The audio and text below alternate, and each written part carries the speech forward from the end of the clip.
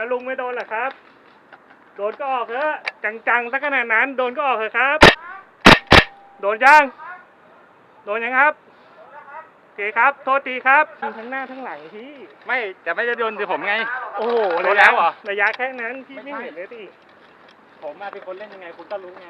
ไม่แต่ผมมายิงพี่ก่อน แต่มันไม่โดนไงมันโดน โอเค ผม ไม่ ก็ โด อน อกไง ไม่โดนก็ไม่โดนครับ แค่นั้นเองแต่ถ้ามันโดนเนี่ยผมไม่รู้สึกผมขอโทษ ไม่เป็นไรครับ แนี้เองนะครับ ไม่เป็นไรครับ มีแค่เนี้ย ไม่เป็นไรเล่นใหม่ได้พี่ ได้เกมมีอยู่แค่เนี้ยคือที่ผมบอกไม่โดนคือผมไม่รู้ แต่ว่าคุณบอกโดนผมขอโทษจ โอบ เคครับไม่เป็นไรครับ นะ ผม ขอโทษ เริ่มเล่นใหม่ไม่เป็นไร เออ เกม เพราะปกติผมเล่นกองหน้าเนี่ยถ้าผมเหนียวเนี่ยเขาด่าผมเช็ดแต่ไหนแต่ไรแล้ว ครับผมไม่เป็นไรขำๆเดี๋ยวคนสุดท้ายโดนล้อมแล้ว เพราะผมไม่รู้ด้วยว่าคุณอยู่ตรงนั้นไง ก็นั่นไง ก็โอเคไงถ้ายิงโดนผมยอมไปนานแล้ว โอเค แต่ผม ไม่ ไม่ เป็นไร รู้ไง ไม่ทีเดียวครับ เริ่มเล่นใหม่ได้ ไม่อ่านเลยตรงนั้นไม่อ่านเลย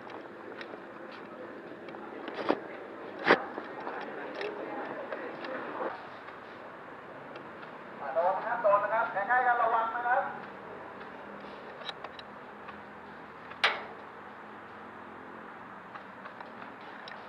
อยู่เด็กครับ ครับโอเคนะครับ